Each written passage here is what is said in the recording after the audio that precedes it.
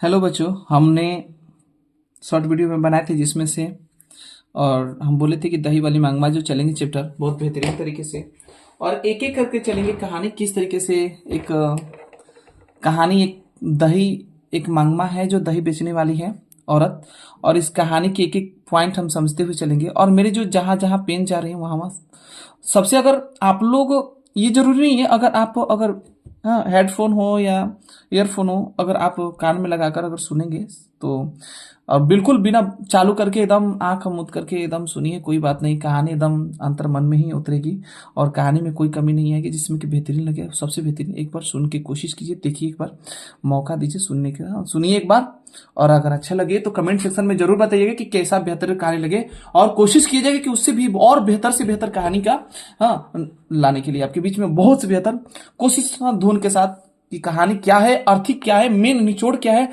आपके बीच में प्रस्तुत हम जरूर करेंगे। जिस तरीके से कहानी जो नाट मतलब कहानी के रूप में जैसे एकदम भावनाएं होती है, हम उसी तरीके से भावनाओं को व्यक्त करेंगे जैसे कि ये बोल रहा है। तो चलिए, जो दही वाली मंगमा का जो लेखक है वो श्रीनिवास है, और श्रीनिवास जी का जो पूरा नाम है वो मास्ती वेंकटेश अयंगार है। और इनका जो जन्म है ना 6 जून 1891 ईस्वी में हुआ है। याद कर लीजिएगा, ये 6 जून 1891 ईस्वी में। साथ ही साथ अब क्या करना है कि ये जो कोलार कर्नाटक में इनका जन्म हुआ था। श्रीनिवास जी का देहांत हो गया, मतलब मर चुके हैं, अभी जिए नहीं, मर गए हैं। अब सोच ही रहे हो 1891 कहाँ। और वे कन्नड़ साहित्य, अब बोल ही रहे ना कि भाषा इनका कन्नड़ है, तो कन्नड़ साहित्य में बिल्कुल होगा। और ये सर्वाधिक प्रतिष्ठित रचनाकारों में से एक है। उन्होंने कविता, नाटक, आलोचनाएं, जीवन चरित्र आदि साहित्य के प्राय सभी विद्या मतलब उनके जो ये होता है ना, कोष्ट में जो आता है बॉक्स में कि भाई निबंध है तो ये है वही है, में उल्लेखनीय योगदान दिए हैं। साहित्य अकादमी ने उनके कहानी संकलन शर्णा कथेगुलू, हाँ, कथेगुलू को सन 1968 ईस्वी में पुरस्कृत किया गया। इन्होंने ज्ञानपीठ पुरस्कार भी प्राप्त किए, सोचिए, ज्ञानपीठ पुरस्कार भी। और कहानी जो है ना कन्नड़ कहानियों में ये नेशनल बुक ट्रस्ट इंडिया से ली गई थी। ये नेशनल बुक का पब्लिकेशन होता है जैसे हम लोग में एनसीईआरटी कि इस कहानी का अनुवाद है जो ना, ये असल में लिखा गया था कन्नड़, लेकिन इसको हिंदी में जो अनुवाद किया गया है वो B.R. नारायण ने किया था। ये बहुत पूछता है ऑब्जेक्टिव, और यहां से क्वेश्चन भी बहुत आता है कि जैसे में कि इनका पूरा नाम क्या है, हाँ, और इनका जन्म, और यहाँ पर इनका अनुवादक कौन है। और सबसे बड़ी बात है कि कोशिश करेंगे कि आपकी कहानी एकदम बिल्कुल ऐसे मतलब करने के लिए जिससे कि आपको एकदम एक एक लाइन समझ में आ जाएगा। बस आप ध्यान पूर्वक सुनिएगा और एक चांस मुझे भी दीजिए समझाने के लिए, जिससे कि किस प्रकार आपके कहानी को लगा। पता नहीं कैसे आप लोग बाकी जगहों पे पढ़ेंगे, कहानी किस तरीके से पढ़ेंगे, लेकिन कोशिश करूंगा कि मैं बेहतर से बेहतर आपके बीच में ये प्रस्तुत करूं। चलिए, कहानी चलता है। कहानी क्या होती है, किस तरीके से कि कहा जाता है कि मांगमा एक औरत थी और बरसों से हमें बारी से दही दिया करती थी। हाँ, कुछ पॉइंटें हैं, एक ये मत बेचैन नहीं होना कि क्या चीज होता है, वो बिल्कुल कहानी के आगे हम कुछ कुछ आगे के बाद हम बिल्कुल समझाएंगे वो कहानी का अर्थ क्या होता है। और बोला है कि बारी से, हाँ, बारी से दिया करती बेंगलुरु की तरह दूसरे शहरों में रोज आकर दही देना और महीनों के बाद पैसे लेने की बारी करते हैं। मतलब बारी का मतलब है कि जैसे हम लोग महीना पे या सप्ताह पे पैसा नहीं देते हैं, उसी को बारी करते हैं। ये कहाँ का प्रथा है? बेंगलुरु की तरह। हाँ। पर लगता है कि बेंगलुरु में ऐसी बारी का रिवाज ही नहीं, क्योंकि देखो सब बेंगलुरु में होना चाहिए लेकिन है नहीं। आम तौर पे पर जब भी मंगमा हमारे मोहल्ले में आती तब वह हमारे घर आकर, हाँ, दही लोगी माँ जी, ऐसे बहुत बढ़िया है कहती है। सोचिए, माँ दही लोगी माँ जी, हमें आवश्यकता होती तो हम ले लेते और उसी दिन के भाव के अनुसार, एकदम उसी दिन, जिस दिन है रेट है जैसे वैसे उसके अनुसार पैसे दे देते थे। या अगले दिन कहते भाई ले जाओ, हाँ ठीक, अगले दिन हम तुमको दे देंगे, ऐसे अगले दिन चुका देते। ये हमारी उसकी बारी क्या रीति है। अभी किससे बात हो रही है? लेखक से बात हो रही है। मतलब लेखक बता रहे हैं कि ऐसे मतलब हमारे चलती थी रीति रिवाज। वह औलूर के पास किसी गांव की है। अब यहां बड़ी क्वेश्चन करता है, ये वाला पॉइंट है। औलूर के पास उसके गांव का नाम शायद क्या था, उसके गांव का नाम शायद वेंकटपुर। अब ये पॉइंट है वेंकटपुर, और यह कुछ ऐसा ही होगा। हाँ, मतलब लेखक कहना चाहते कि ऐसा ही कुछ होगा। अब इनको भी कंफर्म नहीं है, लेकिन बस ऐसे बताए। आते समय हमारे मोहल्ले से होकर ही आना पड़ता था, और जाती जो बार भी जाने के बाद भी ना वो हमारी तरफ से आती थी, जाना भी होता था। मैंने उससे जरा अच्छी तरह बात करती हूँ, इसीलिए कभी कभी गांव से आते समय और सारा दही खत्म करके जाते समय दोनों बार मेरे पास आ जाया करती थी। अब देखिए ना, ये लग रहा है ना जो ये लेखक है, लेखक नहीं बल्कि उनकी लेखक के घर की कोई या तो माँ होंगी या तो कोई होंगी, तो इसका मतलब हाँ औरत ही है, समझिए। आंगन आकर आंगन में थोड़ी देर बैठती, सबसे बातें करती और पान सुपारी खाती। ये पॉइंट कभी कभी आ जाता है, पान सुपारी खाती। न रहने पर कभी कभी हमसे पान सुपारी मांगकर भी खाकर गांव जाती। पहले कुछ और होती थी पान सुपारी खाने वाला। ऐसे मौके पर यदि मेरे पास समय होता तो वह अपना दुख सुख भी बताया करती, मुझसे भी सुख दुख पूछती। मुझे भला क्या सुनाती, यही ना कि बिल्ली ने दूध पी लिया, चूहे ने कुम्हड़े में छेद कर दिया। यही अब औरत का बात है, क्या है, औरत यही बस जो अपने घटित घटनाएं होती है वही घटना सुना देती है औरत का। हाँ, यही होती है भाई, जो जिसका जो व्यथा व्यथा है वही सुनाने वाला है। अब कौन सुनेगा, औरत। अब ये भी दही बेचने वाली काम है तो भाई यही बोलेगी।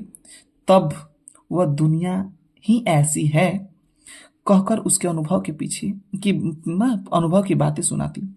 बाद में यह भी कहती कि इस दुनिया में किसी ढंग से चलना चाहिए। अब सोचो, एक औरत जो अनपढ़ गवार टाइप की है, जो दही बेच रही है, वो बता रही है कि दुनिया में कैसे चलना है। अब बताओ, ये भी सिखा रही है। तो कहीं ना कहीं मांगमा मुझे अच्छी लगती थी, अच्छी लगती मुझ में, और उसमें बहुत घनिष्ठता हो गई। लेखक लेखिका बोल रही कि मुझ में और जो उनमें ना बहुत दोस्ती हो गई। कोई एक महीने पहले की बात है कि मंगमा ने सवेरी सवेरी आवाज लगाई, दही लोगे माँ जी। मैं भीतर कुछ कर रही थी। मेरे बेटा बोला हाँ लूंगा, और पास जाकर दही दो, जाकर बोला दही दो कहकर उसने हाथ फैलाया। मंगमा ने मटकी से थोड़ा सा गड्ढा गड्ढा दही निकालकर उसकी हथेली पर डाल दिया और बोली, जरा जाकर मां जी को जल्दी से भेज दो तो, मुझे जाना है। इतने में मैं आ गई। मंगमा बोली, मां जी, सोने जैसा बेटा पैदा किया है, जैसे गुण तुम्हारे हैं वैसे ही उसे मिले हैं। पर इन सब से क्या, लड़के के बड़े होने की देर है, फिर तो पता नहीं कैसी बहू आएगी। अब जो बच्चा आमा आमा करता पीछे पीछे घूमता है ना, उसे ही यह बात का पता नहीं होगा कि आमा जिंदा है कि मर गई। मैंने पूछा, मंगमा क्या हो गया है? मंगमा क्या हो गया है? मैंने बेटे ने तेरी बात नहीं मानी? वह फिर से बोली, छोड़िए माँ जी, भावरे लेकर आया। पति ही जब बात नहीं मां पूछता था तो बेटा क्या सुनेगा है? इस पर मैंने पूछा, तेरे घर वालों ने तेरी बात नहीं मानी क्या?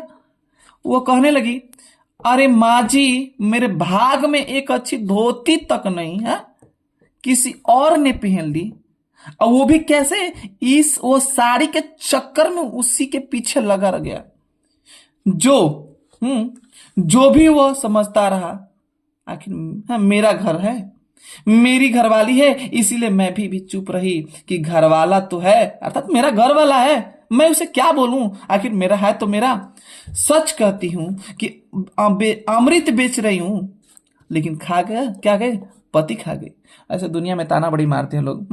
बेचारे ऐसे लोग बोलते हैं ना कि मतलब लोगों ने बोला, ऐसा नहीं, ये इन्होंने नहीं, बल्कि लोगों की बातें सुनिए कि बेच तो रही हूं अमृत, क्योंकि दही अमृत की तरफ समान होती है। लेकिन पति मर गया, मतलब खा गई। पता नहीं मेरे नसीब में क्या क्या लिखा है। पर आपको एक बात कहती हूं, ध्यान रखिएगा। हाँ, घरवाला जब घर आए ना तो अच्छी तरह से कपड़े लते पहनकर घुमा कीजिएगा। बात सही है, ये बात सही है। ये बातें देखिए, पॉइंट लेखक ना इतने बारीकी तरीके से कह डाले हैं और इतने परफेक्टली तरीके से कहे, ये कोई नॉर्मल बात नहीं कहे, बहुत बारीकी तरीके से कहे, बहुत परफेक्टली कहे हैं। अब चलिए आगे बात क्या करते हैं, क्या करना चाहते हैं लेखक, है ना। लेखक भी थोड़ा सा मतलब कि डाउन नहीं कहें, बहुत अच्छी तरीके से कहें, लेकिन सबका अलग अलग बात होती है। चलिए देखते हैं। मर्दों का मन बड़ा चंचल होता है। उनकी पसंद पसंद की साड़ी ब्लाउज पहनकर घुमा कीजिए। वाह क्या! देखो सोचो कि एक दही वाली मांगमा इतना थिंकिंग कर रही है, एक पुरुष के मन के बातें मतलब बता रही है, किस प्रकार के उस समय के किस प्रकार के माहौल है। अब तो अब भी वही है, कोई बड़ा चीज नहीं है, थोड़ा सा अंतर है, लेकिन है तो वही है, थोड़ा भी अंतर नहीं है आज भी। सेंट वंट मार्टेंट फूल इत्र आदि लगाकर इस उनके मन को बस में करना चाहिए। आपने जो साड़ी पहन रखी है ना, ये तो काम धंधों के लिए है, हाँ ठीक है, जब घर में अकेली रहती है ना तब के लिए ठीक है, लेकिन शाम के समय एक बढ़िया साड़ी पहन कर रहना चाहिए। मुझे अब सोचो ये बात जैसे ही बोली कि नहीं तो अब वो जो माँ जी थी नहीं, हाँ मंगवा नहीं, माँ जी जिसको दही दे रही थी, उनको थोड़ा हंसी आ गया, मुझे जरा हंसी करे लेकर हंसी आ गई, लेकिन ऐसा लगा ना कि अनुभव से कितनी बड़ी बातें कह रही है, बहुत बड़ा बात कर रही है। साथ ही यह दुख भी हुआ कि इस अनुभव के पीछे कुछ तो दुख छिपा है। देखो कोई इंसान इतनी आसानी से नहीं कह के छोड़ता है, कुछ कहानियां होती है, कुछ बातें होती हैं, अलग सी होती है। मैं बोली हाँ मांगमा, तुम्हारी बात एकदम 16 आना सच है। बाद में मंगमा बोली देखिए माँ जी, आदमी को ढंग से बस में रखने के लिए 3-4 गुण है। गुण बोलना चाहिए। देखो पहले के आदमी कभी कभी क्या होता है ना कि कुछ वर्ड अजीब से बोल देते हैं, वही है पहले के। कुछ लोग कहते हैं कि टोना टोटका करो या तो जड़ी बूटी खिलाओ, हाँ सोचो खिला दो। अरे कहावत है ना, दावा करने तो मसान ही जागता है। ऐसे लोगों की बातें नहीं सुननी चाहिए, हाँ? अब सोच लो, कोई ना कोई स्वाद की चीज बना दीजिए। आंखों को तृप्त करने को अच्छी तरह से कपड़े लते पहनकर उठकर दुखी रहने पर भी हंसी हंसकर बातें कीजिए। हाँ ये बात है। यहां पर एक बात है जो बोली है ना, बेहतरीन बोली है। मुझे भी ये बात लाइन आ गया कि क्योंकि देखो कितना भी आपके अंदर दर्द हो, मैं बता दूं आपको बीच में कि कितना भी आपके अंदर दर्द हो, अगर किसी से मिलिए भेंट कीजिए ना, तो बिल्कुल हंस के ही बात कीजिए। शायद अगर मान लीजिए कि आपका दर्द है, मान लीजिए को खुश हो गया है, आप उदास होइएगा, तो फिक्स है कि अच्छे लोग आपके मतलब कि बातों को मानेंगे, आगे बढ़ेंगे, मतलब कि जैसे समझेंगे। लेकिन हर वक्त हर चीज ठीक नहीं होती है। थोड़ा सा एक हंसते हुए जिन मतलब चेहरा हंसीगा ना तो आपका हर दर्द समझेगा लोग। लेकिन आप मन उदास करिएगा तो कोई आएगा भेंट करने भी नहीं, तो कहे भाई क्या एकदम, जब आए तो तब मुंह दिन भर 2-3 शिकायतें करते हैं, बेकार लगता है। इसीलिए बेहतरीन है कि हंस के ही बात कीजिए। अपना दर्द कहा जाता है समझने वाले को ही समझाना चाहिए।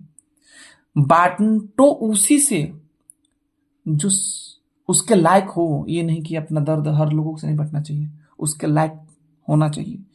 अभी नहीं कि बांट दिए आपका वो कहीं मजाक का शब्द बन जाए। और कहा जाता है कि चोट पे अगर फिर चोट मारा जाए ना तो बहुत बुरा लगता है और दर्द होता है।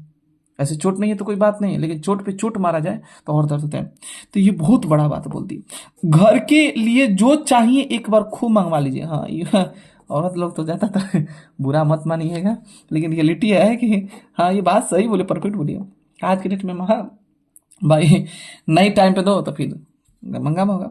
बार बार मत मांगिए क्योंकि दिक्कत होगा। पैसा पैसा जोड़कर जरूरत पड़ने पर 1-2 रुपए उन्हें थमा देना चाहिए। हाँ औरत यार ये तो पहले पुरानी औरत करती भी थी। यह है कि सबसे बड़े टोने टोटके यही है। घरवाली ऐसा करे तो घरवाला घर में कुत्ते की तरह रहता है, अगर ऐसा ना करे तो गलियों में भटकता है। मतलब गलियों का मतलब है किसी और पे किसी और पे ये बोल रहे हैं कि मतलब कि गलियों में। मुझे मांगमा की बात कि चमत्कार से आश्चर्य हुआ। मतलब सोच लो ये ऐसी बड़ा बड़ा बात बोल दी।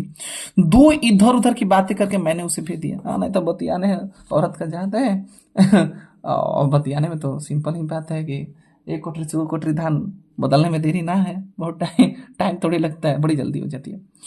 तो इस पार्ट में इतना ही रहने देते हैं और अगले हम पार्ट में नेक्स्ट में वीडियो बनाएंगे। और कैसा लगा होगा वीडियो, इस कहानी का स्टोरी का थोड़ा सा हम डाले हैं और बताइए कमेंट सेक्शन में ज़रूर। ठीक है, हम आपका कमेंट का इंतज़ार करते रहेंगे।